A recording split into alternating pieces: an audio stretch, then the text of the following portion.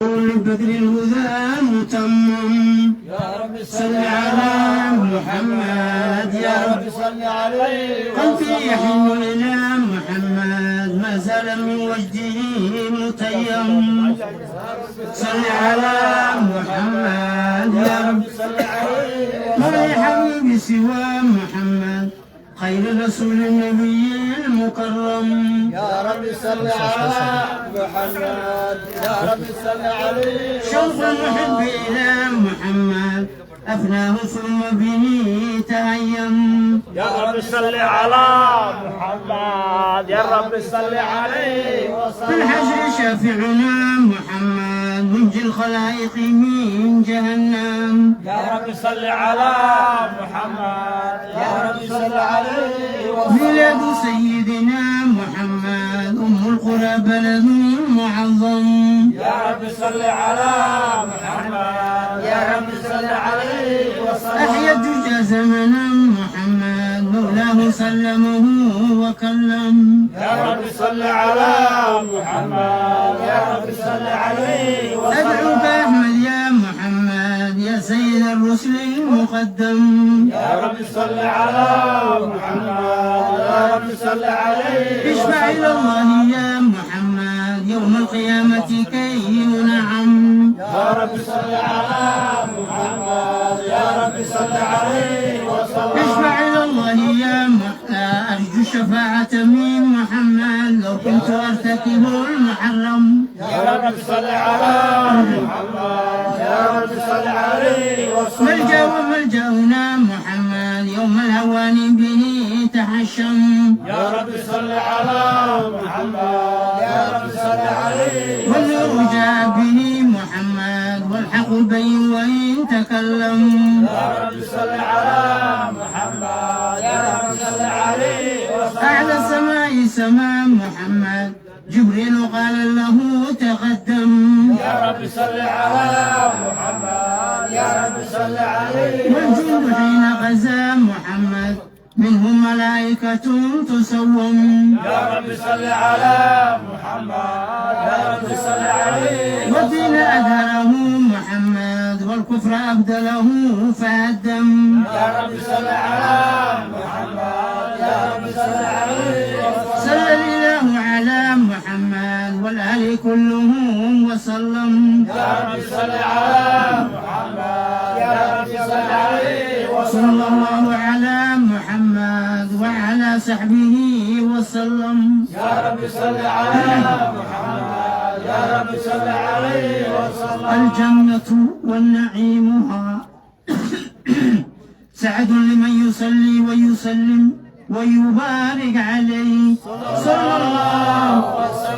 بسم الله الرحمن الرحيم ابتدئ لله باسم ذات العليا مصدرا فيض البركات على ما أنا له وأولى صلى الله. وأثني بحمد موارده صائقة هنية منتديا من الشكر الجميل مضايا صلى الله وسلم عليه. وأصلي وأسلم على النور الموصوف بالتقدم والأولية المنتقل في القرة الجميلة والجباه. وأستمنح الله تعالى رضوانا يخص الظاهرة النبوية ويعم الصحابة والأتباع ومن والاه صلى الله. وأستنجد به هداية لسلوك سبل الواضحة الجلية وحفظا من الغواية في خضر الخضر وخذا صلى الله. وأنشر من قصة المولد النبوي برودا حسانا عبقريا ناظما من النسب الشريف عقدا تحلى المسامع بحلا صلى الله وسلم عليه واستعين بحول الله تعالى وقوته القوية فإنه لا حول ولا قوة إلا بالله. عظم اللهم قبره الكريم بحرف شديد من صلاة وتسليم. اللهم صل وسلم وبارك وبعد فأقول هو سيدنا محمد بن عبد الله بن عبد المطلب واسمه شيبة الحمد حمد خصاله سنية ابن هاشم واسمه عمرو بن عبد مناف واسمه المغيرة الذي ينتمي السماء العليا ابن قصي واسمه مجمع سمي ابن قصي لتقاسي في بلاد القضاعة الغسية إلى أن عاده الله تعالى إلى الحرم المحترم فحمى حمى ابن كلاب واسمه حكيم ابن مرة ابن كعب ابن لؤي ابن خالد ابن فهر ابن فهر واسمه قريش وإليه تنسب البطون القرشية وما فوقه كناني كما جنح إليه الكثير وارتدى ابن مالك ابن نضر ابن كنانة ابن خزينة ابن مدركة ابن إلياس وهو أول من أدى البذل إلى الرحاب الحرمية وسمع في سلمه النبي صلى الله عليه وسلم ذكر الله تعالى ولباه ابن مضر ابن نزار ابن معد ابن عدنان وهذا سلك نظمت فرائده بنان سنة ثانية ورفعه إلى الخليل إبراهيم أمسك عنه الشارع وابا وعدنان بلا ريب عند ذوي العلوم النسبية إلى الضبيح إسماعيل نسبته والمنتهى والمنتهى فأعد به من عقد تألقت كواكبه الدرية وكيف لا والسيد الأكرم صلى الله عليه وسلم واسدة المنتقى نصر تحسب العلا بعلاه قلدتها نجومها الجوزاء حب لا عقد سودة وفخار أنت فيه اليتيمة الأسماء وأقم به من نصب داره الله تعالى من سفاح الجاهلية أولد الزين العراقي والده في مورد الهني وروى حفظ الإله كرامة لمحمد أباه الأمجاد صون الاسم تركوا السفاح فلم يسبهم عارون إلى آدم من آدم وإلى أبيه وأمه صلاة سلام النبية في أسارير قررهم البهية وبدر بدر في جميل جده عبد المطلب وابنه عبد الله عبد اللهم قبره الكريم بعرف شديد صلاة وتسليم اللهم صل وسلم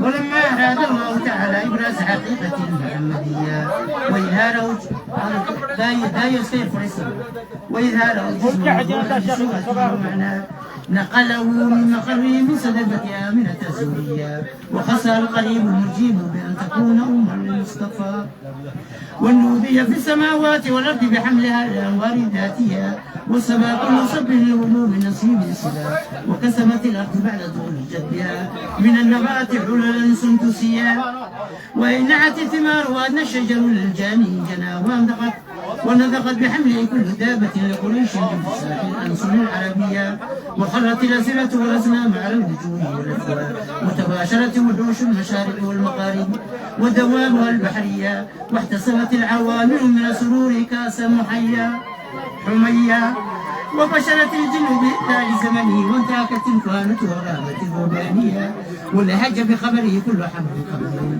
وفي حلا حسنه تال وأوتي دمه في المنام فقيل لها إنك قد حملت بسيد العالمين وخير البرية وسميه إذا ودعته محمدا صلى الله عليه وسلم لأنه ستحمد عقباه عطر الله وقبره الكريم بعرف شديد من صلاة وتسليم اللهم صل وسلم وبارك عليه صلى الله وسلم ولما تم من حمله شهران على مشهور الأقوال المروية توفي بالمدينة المنورة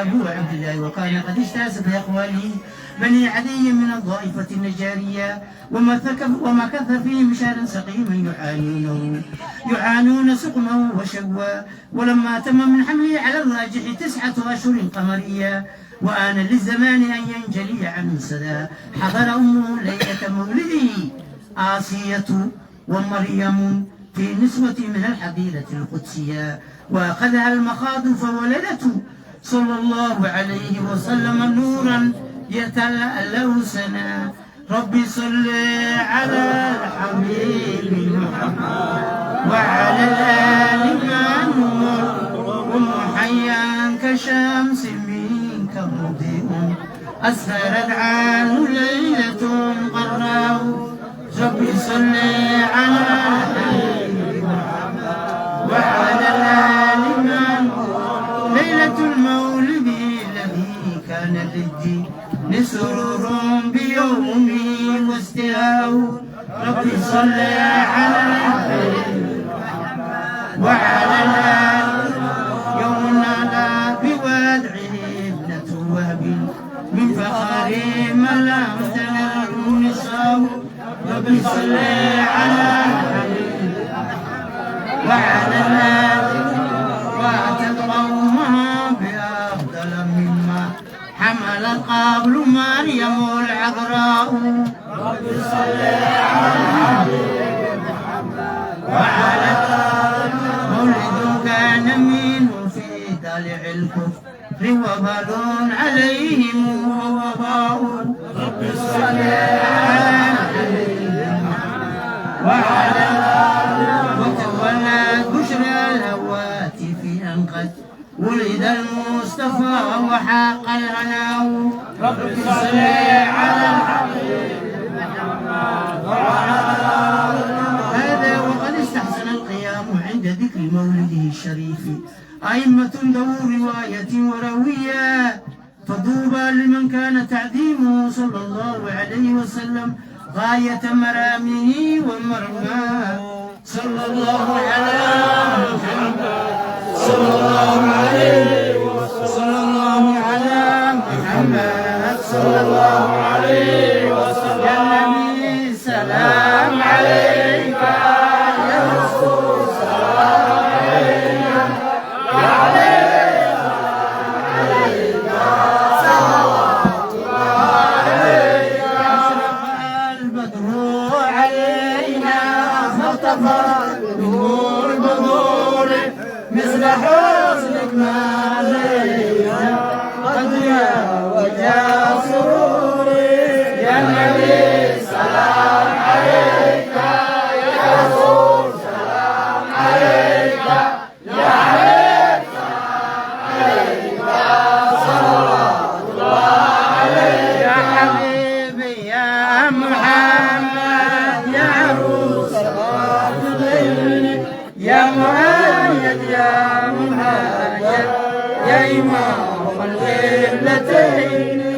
يا نبي سلام عليك يا رسول سلام عليك يا عليك سلام عليك صلوات الله عليك. أنت شمس أنت بدر أنت النور فوق نوري أنت ياسر وغالي أنت مصباح الصدور. يا نبي سلام عليك يا رسول سلام عليك يا عليك سلام عليك صلوات الله عليك.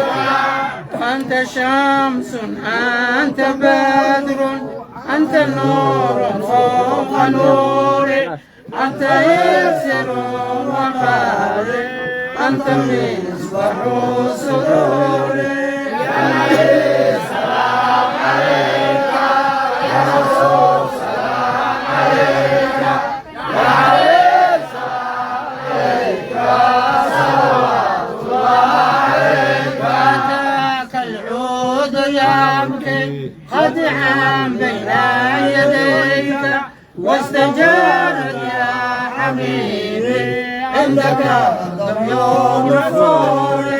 يا نبي سلام عليك يا رسول سلام عليك يا عليك عليك صلوات الله عليك.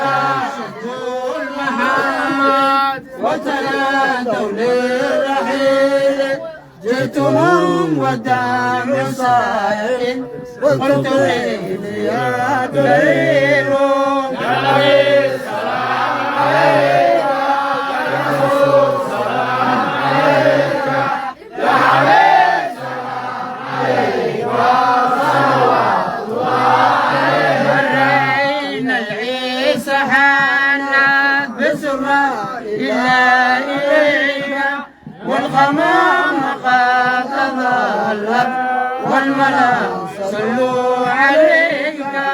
يا نبي سلام عليك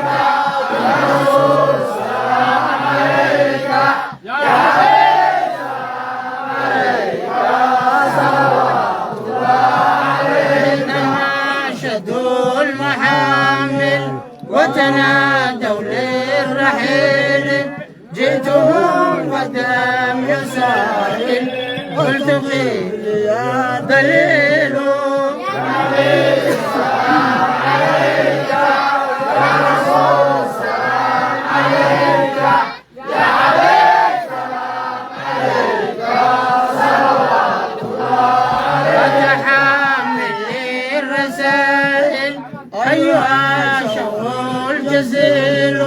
نحو تلك المنازل بالعشي والبكور النبي سلام عليك يا رسول سلام عليك يا حبيب سلام عليك صلوات الله عليك مرحبا نبي مرحبا مرحبا مرحبا رسول مرحبا مرحبا مرحبا نبي مرحبا عندما شدوا المحامل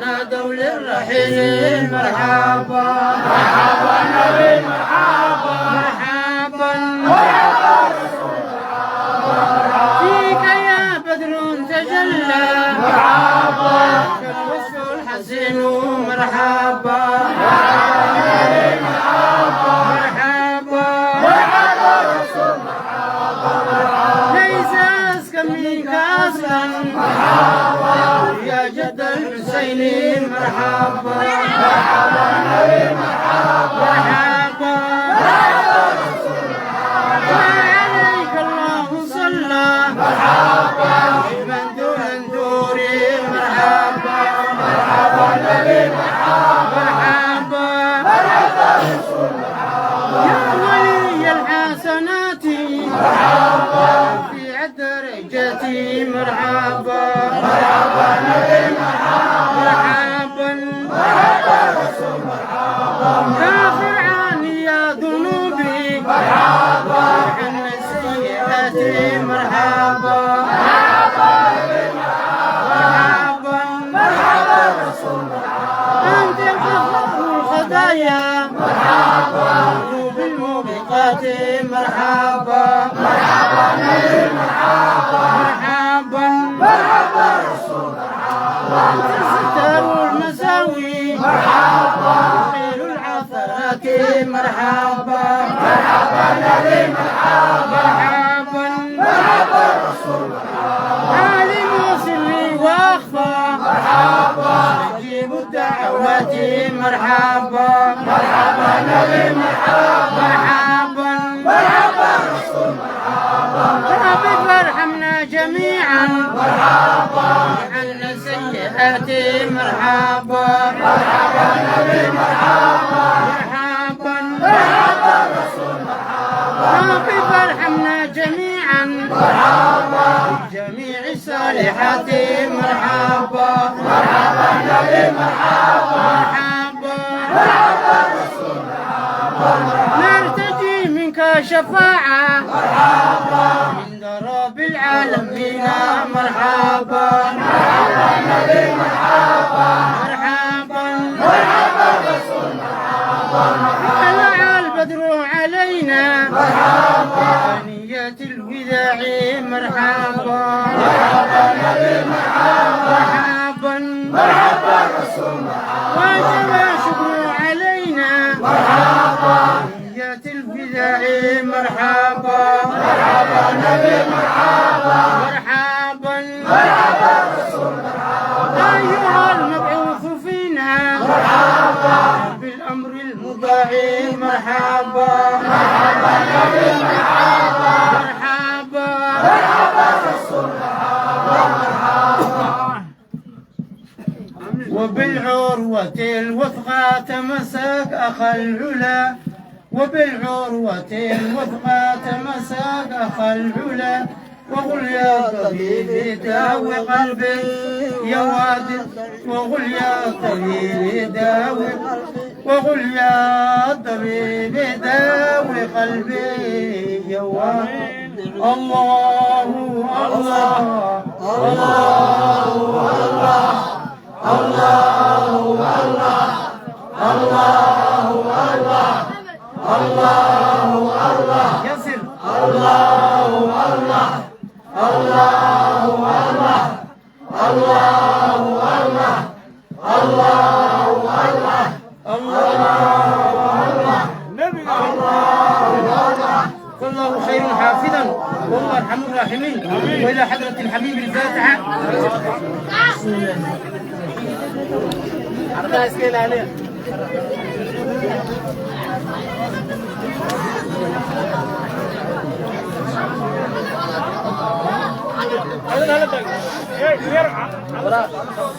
وبرز صلى الله عليه وسلم واضعا يديه على الارض رافعا راسه موميا بذلك الرفع الى سودته وعلاه ومشيرا الى رفعه قدره على سائر البريه وانه الحبيب الذي حسب على السجايا ودعا امه عبد المطلب وهو يطوف بها تلك البريه فاقبل مسرعا ونظر اليه وبلغ من الصور المنى وادخله الكعبه الغراء وقام يدعو بخلوص نيه ويشكر الله تعالى على ما من به واعدى عليه واعدى. وولد صلى الله عليه وسلم نظيفا مختونا مقطوع الصورة بيد القدرة الإلهية طيبا دهينا مقبولا بكحلة عينا عناية عينا. وقيل ختنه جده عبدسا بعد 7 ليال سويا وأولم وأطعم وسماه محمدا وأكرم مثواه. عطر الله وقبره الكريم بعرف شديد من صلاة وتسليم. اللهم صل وسلم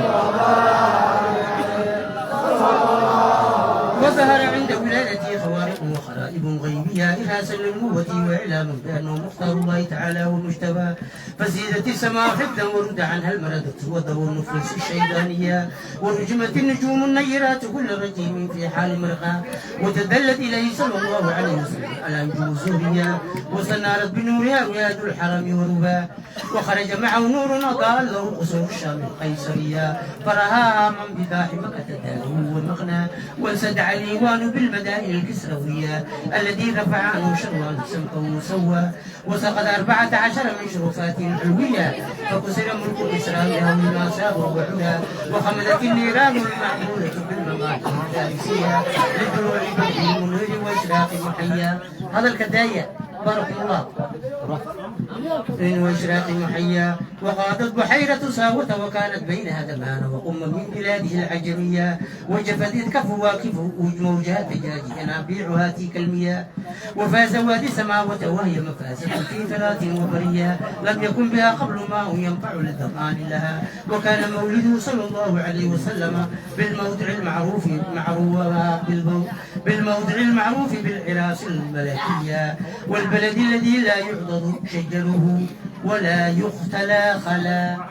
واختلف في عام ولادته في شهرها وفي يومها على أقوال العلماء المروية والراجح أنها قبيل فجر يوم الاثنين 12 شهر ربيع الأول من عام الفيل الذي سده الله عن الحرم وحماها. اللهم قبره الكريم بعرف شديد من صلاة وتسليم. اللهم صل وسلم. وأردعت أمه أياما ثم أردعته ثويبة الأصلية التي اعتقها أولى من حين وافته عند ميلاده عليه الصلاة والسلام ببشرى فأردعته مع ابنها مسروح وابن أبي سلامة وهي فيه محامية. وأردعت قبله حمزة الذي حمد في نصرة الدين سرى. وكان صلى الله عليه وسلم يبعث إليها من المدينة بسرة وكسوة هي بها حرية إلى أن أورد هيكلها رائد المنون الطريح والروى. قيل على دين قومها الفئة الجاهلية وقيل أسلمت وثبت خلاف ابن المندة وحكى. ثم أردعت الفتاة حليمة سعدية وكان قد رد كل من القوم ثديها لفقرها وأبى قد خصب عيشها بعد المحل قبل العشية ورد ثديها بدر ألبنه اليمين منهما وألبن الآخر أخا وأصبحت بعد الوزال والفقر غنيا وثمنت الشارف لديها وشيا وانجاب عن جانبها كل ملمة ورزيا ودرس سعد برد عيشها الهني وهو الشام. عطر الله وقبره الكريم بعرف شديد من صلاة وتسليم. اللهم صل وسلم وبارك عليه صلى الله. وكان صلى الله عليه وسلم يشب في اليوم الشباب السبيل في الشهر بعناية ربانية، فقام على قدميه في 3 ومشى في 5 وقويت في 9 من الشهور بفصيح النطق هو، وشق الملكان صدره شريفا لديها، واخرجا منه علقة دموية، وازالا منه حظ الشيطان وبالثلج غسلا، وملأه حكمة ومعاني إيمانية، ثم خاضاه بخاتم وبخاتم النبوة ختما، ووزناه فرجح ب1000 من أمتي أمة الخيرية، ونشأ صلى الله عليه وسلم على أكمل الأوصاف من حال السبا، ثم ردته صلى الله عليه وسلم إلى أمه وهي به غير سخية، حذرا من أن يصاب بمصاب حادث تخشى، ووفد عليه حليمة في أيام خديجة سيدة الوضية، فحباها من حباء الوارث بحبا، وقدمت عليه يوم حنين فقام إليها وأخذت لها تسجيا، وبصد لها من ردائه الشريف وبصاد بري والنادى. وصحيح أنها أسلمت مع زوجها والبنين وذرية، وقد عدهم في الصحابة جمع من ثقات الرواة. عطر اللهم قبره الكريم بعرف شديد من صلاة وتسليم. اللهم صل وسلم وبارك عليه صلى الله. ولما بلغ عليه الصلاة والسلام 4 سنين خرجت به أمه إلى المدينة النبوية، ثم عادت فوافدها بالأبواء أو بشعب الحجون الوفاء، فحملته حاضنة أم أيمن الحبشية التي زوجها بعد من زيد بن حارثة المولى، وأدخلته على جده عبد المطلب فضمه إليه ورقى له وأعلى رقية، وقال إن لابني هذا لشأنا عظيما فبخ لمن وقره ووالاه، ولم تشك في سواه جوعا ولا عطشا قد نفسه الأبية، وكثيرا ما قذا فاقتتى بماء زمزم فاشبعه وهروى. ولما أريخت بفناء جدي عبد المطلب مضايا المنيا، كفله عمه أبو طالب شقيق أبيه عبد الله، فقام بكفالة بعزم قوية وهمة حمية، وقدمه على النفس والبنين وربى. ولما بلغ 12 سنة رحل به صلى الله عليه وسلم عمه إلى البلاد الشامية، وعرفه الراهب بحيره بما حازه من وصل النبوة وحوى، وقال إني أراه سيد العالمين ورسول الله والنبي، قد سجد له الشجر والحجر ولا يسجدان إلا لنبي أوى، وإنا لنجد نعته في الكتب القديمة السماوية، وبين كتفي خاتم النبوة قد عمه النور على، وأمر عمه برده إلى مكة تخوفا عليه من أهل دين اليهودية، فرجع به ولم يجاوز من الشام المقدس بصرى. عذر اللهم قبره الكريم بعرف شديد من صلاة وتسليم. اللهم صل وسلم وبارك عليه صلى الله. ولما بلغ صلى الله عليه وسلم 25 سنة سافر إلى بصرى في تجارة الخديجة الفتية، ومعه غلامها ميسرة يخدمه عليه الصلاة والسلام ويقوم بما عنا، فنزل تحت شجرة لدى صومعة مسرور الراهب النصرانية، فعرفه الراهب إذ مال إليه ظلها الوارف وآوى، وقال ما نزل تحت هذه الشجرة قدر إلا نبي ذو صفات نقية ورسول قد خصه الله تعالى بالفضائل وحبا. ثم قال للميسرة في عينيه حمرة استدارا لعلامة الخفية، فأجابه بالنعم، فحق لديه ما فعله ما ذنه فيه وتوخى. وقال للميسرة لا تفارقه وكن معه بصدق عزم وحسن دوية، فإنه ممن أكرمه الله تعالى بالنبوة واجتباه.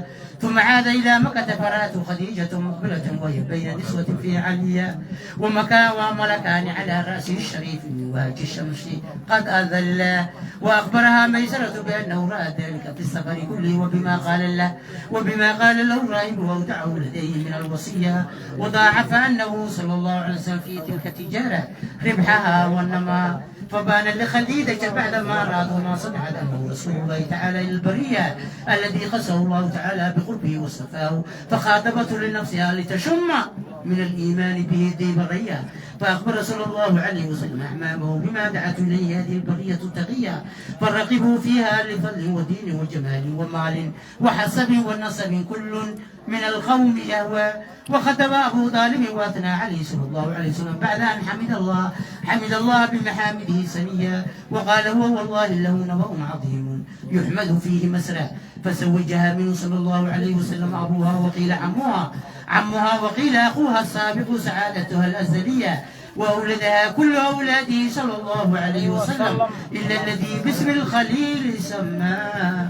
عطر الله قبره الكريم بعرف شديد من صلاة وتسليم. اللهم صل وسلم وبارك عليه صلى الله. ولما بلغ صلى الله عليه وسلم 35 سنة بلغ قريش الكعبة ليسلها بالسيول والضحية، وتنازعوا في رفع الحجر الأسود، فكل أراده رفعه ورجاه، وعظم القيل والقال وتحالفوا على القتال، وقوية العصبية ثم تداروا إلى الإنصاف وفوضوا الأمر إلى ذي رأي صائب وأنا، فحكم بتحكيم أول داخل من باب السنة الشيبية، فكان النبي صلى الله عليه وسلم أول داخل، فقالوا هذا الأمين وكلنا نقبله ونرضى، فأخبروه بأنهم ردوا أن يكون صاحب الحكم في هذا الملم ووليا، فوضع الحجر في ثوبه ثم أمر أن ترفعه القبائل جميعا إلى مجتمع، فرفعوه إلى مقره في ضمن تلك البنية، وودعه صلى الله عليه وسلم بيده الشريفة في موضعه الآن وبناه. عطر الله وقبره الكريم بعرف شديد من صلاة وتسليم. اللهم صل وسلم وبارك عليه صلى الله. ولما كمل له صلى الله عليه وسلم 40 سنة على أوفق الأقوال لذوي العالمية، بعثه الله تعالى للعالمين بشيرا ونذيرا، فعمهم برحمة، وبذع إلى تمام 6 أشهر بالرؤيا الصادقة الجلية، فكان لا يرى رؤيا إلا جاءت مثل فلق الصبح أضاء سنة، وإنما ابتدأ بالرؤيا تمرينا لقوة البشرية لئلا يفجه الملك بصريح نبوته، فلا تقواه قوة، وحبب إليه الخلاء، فكان يتعبد بحراء الليالي العددية إلى أن أتاه فيه صريح الحق ووافى، وذلك في يوم الاثنين ل17 ليلة خلت من شهر الليلة القدرية، وثم أقوال ل7 أو ل24 منه أو ل8 من شهر مولده الذي بدا فيه بدر محيا، فقال له اقرأ فأبى فقده قدة قوية، ثم قال له اقرأ فأبى فقده ثانية حتى بلغ منه الجهد وغدا، ثم قال له اقرأ فأبى فقده ثانية ليتوجه إلى ما سيلقى إليه بجمعية ويقابله بجد واجتهاد ويتلقى، ثم فتر الوحي 3 سنين أو 30 شهرا ليشتاق إلى استنشاقها تلك النفحات الشديدة، ثم أنزل عليه يا أيها المدثر، فجاءه جبريل بها ونادى، فكان لنبوته في تقدم اقرأ باسم ربك شاهد على أن الله السابقية، والتقدم على رسالته بالبشارة والنذارة لمن دعا. عذر الله قبره الكريم بعرف شديد من صلاة وتسليم. اللهم صل وسلم وبارك عليه صلى الله. وأول من آمن به من الرجال أبو بكر صاحب الخار والصديقية رضي الله عنه، ومن الصبيان علي، ومن النساء خديجة التي ثبت الله بها قلبه ووقى رضي الله عنها، ومن الموالي زيد بن حارثة، ومن الأرقاء بلال الذي عذبه الله في الله أمية رضي الله عنه، وأولاه مولاه أبو بكر من العتق ما أولى، ثم أسلم عثمان وسعد رضي الله عنهم، وسعد وطلحة وابن عوف وابن عمته صفية رضي الله عنهم، وخيرهم ممن أنهله صديق رحيق التصديق والسخاء، وما زالت عبادته صلى الله عليه وسلم وأصحابه مخفية حتى أنزلت عليه فاستع بما تؤمر فجهر بدعاء الخلق إلى الله، ولم يبعد منه قومه حتى عاب آلهتهم وأمر برفض ما سوى الوحدانية، فتجرؤوا على مبارسته بالعداوة وأذى، واشتد على المسلمين البلاء فهاجروا في سنة 5 إلى الناحية النجاشية، وحدب عليه عمه أبو طالب فأبوه كل من القوم وتحامى، وفرض عليه قيام بعد من الساعات الليلية، ثم نسخ بقوله تعالى فاقرأوا ما تيسر منه وأقيموا الصلاة، وفرض عليه ركعتان بالغداة وركعتان بالعشية، ثم نسخ بإيجاب صلوات الخمس في ليلة المسرى، وبات أبو طالب في نصف شوال من عاشر البعثة وعظمت بموته الرزية. وشيكة الداعي باركم الله. وابتلت خديجة بعد 3 أيام، واشتد البلاء على المسلمين وثيق عراه، وأوقعت قريش به صلى الله عليه وسلم كل أدية وبثها والضعيف يدعو ثقيفا فلم يحسنوا بالإجابة قراء، وأقروا به سفهاء والعبيد فسبوا بألسنة بذية، ورموا بالحجارة حتى قتلت بالدماء النعلى. ثم عاد صلى الله عليه وسلم إلى مكة حزينا، فسأله ملك الجبال في هلاك أهلها ذوي العصبية، فقال إني أرجو أن يخرج الله من أصلابهم من يتولى عظم الله مقره الكريم بعفو شديد من صلاتهم وتسليم. اللهم صل وسلم ثم أسري بالروح والجسد يقتتل من المسجد الحرام إلى المسجد الأقصى والرحابه القدسية عليه السلام، وعرج به إلى السماوات فرأى آدم في الأولى وقد جلله الله وعلا سبحانه، ورأى في الثانية عيسى بن مريم البطول البرة التقية وابن خالته يحيى الذي أوتي الحكم في حال السباع عليه السلام، ورأى في الثانية يوسف بسورته الجمالية، وفي الرابعة إدريس الذي رفع الله مكانه عليه السلام، وفي الخامسة هارون المحبب في الأمة الإسرائيلية عليه السلام، وفي السادسة موسى الذي كلمه الله تعالى والناجى عليه السلام، وفي السابعة إبراهيم الذي جاء ربه بسلامة القلب والضوية عليه السلام، وحفظه من نار النمرود وعافاه، ثم رفع إلى سدرة المنتهى إلى أن سمع صرير الأقلام بالأمور المقضية،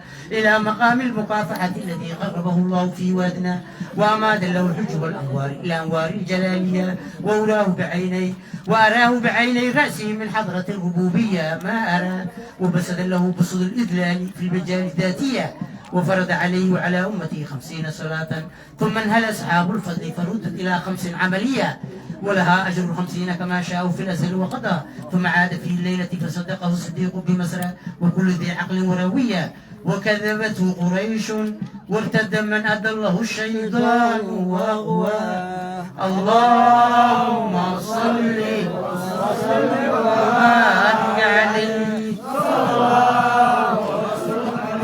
ثم أعرض نفسه على القبائل بأنه رسول الله في الأيام الموسمية، فآمن به 6 من الأنصار اختصموا الله بالرداء، وحج منهم في القبائل 12 رجلا وبايعوه بيعة حقية، ثم انصرفوا فظهر الإسلام بالمدينة فكانت معقله ومأواه، وقدم عليه في العام الثالث 70 أو 3 أو 5 وامرأتان من القبائل الأوسية والخزرجية، فبايعوه وأمر عليه ب12 نقيبا جحاجحة سرى، فهاجر إليه من مكة ذوو الملة الإسلامية، وفارقوا الأوطان رغبة فيما أعد لمن هجر الكفر والناوى، وخافت قريش أن يلحق صلى الله عليه وسلم بأصحابه على الفورية، فاعتمروا بقتله، فحفظه الله تعالى من كيدهم ونجاه، وأذن له صلى الله عليه وسلم في الهجرة، فرقبه المشركون ليوردوه بسعم حياض المنية، فخرج عليهم ونثر على رؤوسهم التراب وحثا،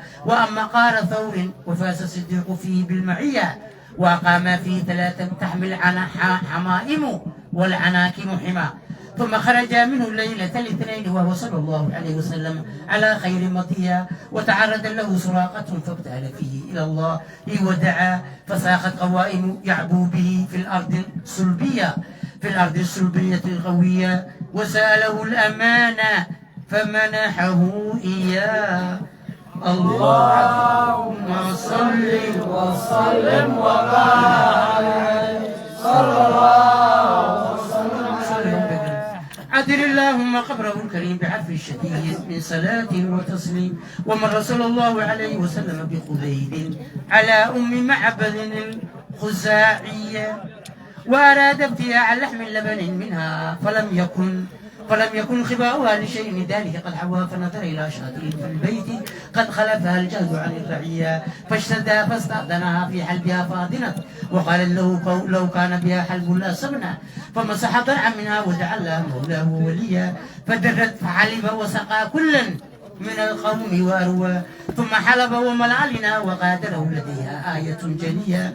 فجاء أبو معبد ورأى اللبن فذهب به العجب إلى أقصى وقال أنى لك هذا ولا حلوب في البيت تبدو بخضرة اللبنية. فقالت من ربنا رجل مبارك كذا وكذا جثمانه ومعنى. فقال هذا صاحب قريش واقسم بكل آلية بأنه لو رآه لآمن به واتبعه وناداه. وقدم صلى الله عليه وسلم بالمدينة يوم الاثنين 12 شهر ربيع الأول وأشرقت به أرجاؤها الزكية وتلقاه الأنصار ونزل بقباء وأسس مسجدها على تقوى. عذر قبره الكريم بعرف الشديد من صلاة وتسليم. اللهم صل وسلم وكان صلى الله عليه وسلم أكبر الناس خلقا وخلقا ذا ذات وصفات سنية. اللهم صل على محمد وسلم عليه. اللهم صل على محمد وسلم عليه. اللهم صل على محمد. وكان صلى الله عليه وسلم أكمل الناس خلقا وخلقا ذا ذات وصفات سنية.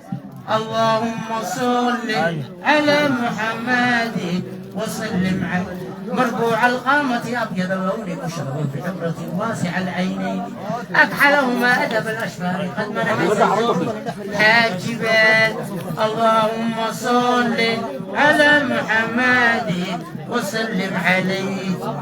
مفلج الأسنان واسع الفم حسن واسع الجميل ذا جبهة هلالية سال الخدين يرى في أكل كحدث ذاب حسن العرنين أغنى. اللهم صل على محمد وسلم عليه. بعيد ما بين المنكبين سد الكفين مثل الكراديس قليل اللحم عقب كف اللحية عظيم الراس شعره إلى الشحمة الأذنية. اللهم صل على محمد وسلم عليه. وبين كتفي خاتم النبوة قد عمه النور وعرفه كاللؤلؤ وعرفه أطيب من النفحات المسكية. اللهم صل على محمد وسلم عليه. ويتفكه في مشيته كأنما ينحض من سبب الارتقاء. وكان يصافح المصافحة بيده شريفة فيجده منها صائر اليوم رائحة عبقرية ويضعها على رأس سبيه فيعرف مسؤوله من بين سبيتي ويدرى. اللهم صل على محمد وسلم عليه. يتلألأ وجهه شريف تلألؤ القمر في الليلة البدرية يقول الناعت لم أر قبله ولا بعده مثله ولا بشريا. اللهم صل على محمد وسلم عليه. عدل اللهم قبره الكريم بعرف شديد من صلاة وتصليم. وكان صلى الله عليه وسلم شديد الحياء وتواضعه يقصف نعله ويرقع ثوبه ويحلب شاته ويسير إلى خدمة أهله بسيرة سرية. اللهم صل على محمد وسلم. ويحب الفقراء والمساكين ويجلس معهم ويعود مرضاهم ويشجع جنائزهم ولا يحقرهم فقيرا أدفعه الفقر وأشوى. اللهم صل على محمد وسلم عليه. ويقبل المعذرة ولا يقابل أحدا بما يكره ويمشي مع الأرملة وذوي العبودية ولا يهاب الملوك ويغضب لله تعالى ويرضى للرداء. اللهم صل على محمد وسلم عليه. ويمشي خلف أصحابه ويقول خلوا ظهري للملائكة الروحانية، ويركب البعير والفرس والبقرة والحمار بعد الملوك إليه أهدى. اللهم صل على محمد وسلم. ويحسب على بدنه الحجر من الجوع وقد أوتي مفاتيح الخزائن الأرضية وراودة الجبال بأن تكون له ذهبا فأبى. اللهم صل على محمد وسلم. وكان صلى الله عليه وسلم يقول الأقوى ويبدأ من لقيه بالسلام ويدير الصلاة ويقصر الخطب الجمعية ويتألف أهل الشرف ويكرم أهل الفضل ويمزح ولا يقول إلا حقا يحب الله تعالى ويرضى. اللهم صل على محمد وسلم. وها هنا وقف بنا جواد المقال عن الدراسة في الحلقة البيانية، وبلغ ضائن الإملاء في فلافل الإيضاح منتهى. اللهم صل وسلم عليه صلى الله وسلم. والإخلاص يا أخي. بسم الله الرحمن الرحيم. قل هو الله أحد.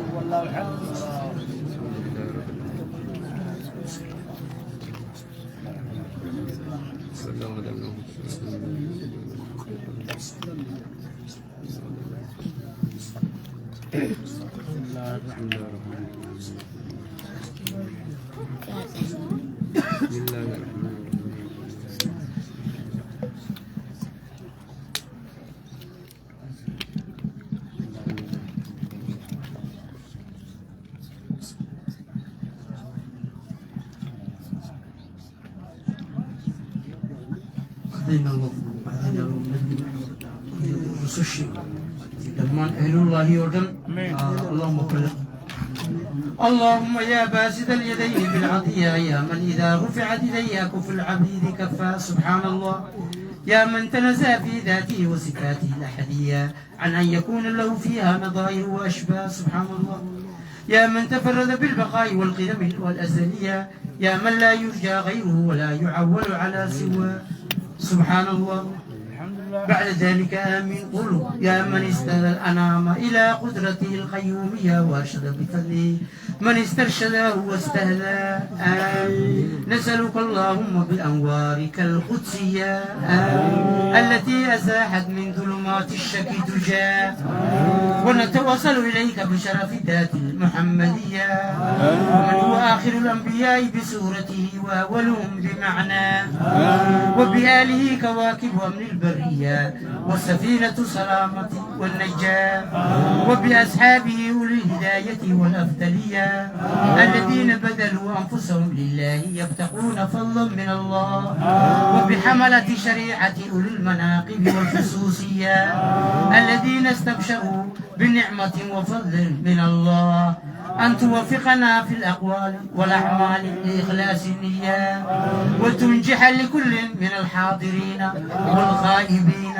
مذلبه ومناه، وتخلصنا من أسر الشهوات والأدواء القلبية، وتحقق لنا من الآمال ما بك ظننا، وتكفينا كل ملهمة وبلية، ولا تجعلنا ممن أهواه هوى، وتثني لنا من حسن اليقين قطوفا دانية جنية، وتمحو عنا كل ذنب جنينا، وتستر لكل منا عيبه وعجزه وحسره وعياه، وتسهل لنا من صالح الأعمال ما عز دراه، وتعم جمعنا هذا من خزائن منحك السنية برحمتك ومغفرة، وتديم عمن سواك غنى. اللهم إنك جعلت لكل سائل مقاما ومزيا، ولكل راج ما أمله فيك رجاء، وقد سألناك راجينا مواهبك الدنيا فحقق لنا ما منك رجونا. اللهم آمن الرعاة وأصلح الرعاة والرعية، وأعدم الأجر لمن جعل هذا الخير في هذا اليوم في هذه الليلة وأجرا. اللهم اجعل هذه البلدة وصائر بلاد الإسلام آمنة رقية، واسقنا غيثا يعم صيام السيب صبصب وربا، واغفر لنا سجي هذه البرودة المحبرة المولدية.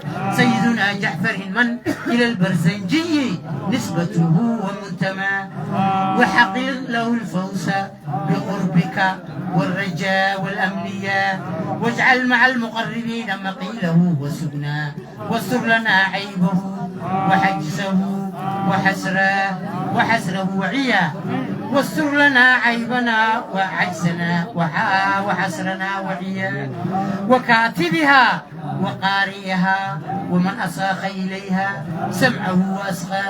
اللهم وصل وسلم على أول قابل لتجلي من الحقيقة الكلية، وعلى آله وصحبه ومن نصره ووالاه، ما شرفت الآذان من وصفه ذرية بأقراض جوهرية، وتحلت صدور المحافل المنيفة بعقود الحلا. وأفضل صلاة وأتم تسليم على سيدنا ومولانا محمد خاتم الأنبياء والمرسلين، وعلى آله وصحبه أجمعين. سبحان ربك رب العزة عما يصفون، وسلام على المرسلين، والحمد لله رب العالمين. ربنا تقبل منا إنك أنت السميع العليم، وتب علينا إنك أنت التواب الرحيم. ربنا تقبل منا إنك أنت السميع العليم، وتب علينا إنك أنت التواب. ربنا تقبل منا إنك أنت السميع العليم، وتب علينا. غفرانك ربنا وإليك المصير. لا حول ولا قوة إلا بالله، ثم لا حول ولا قوة. وآخر دعوانا الحمد لله رب العالمين. الفاتحة.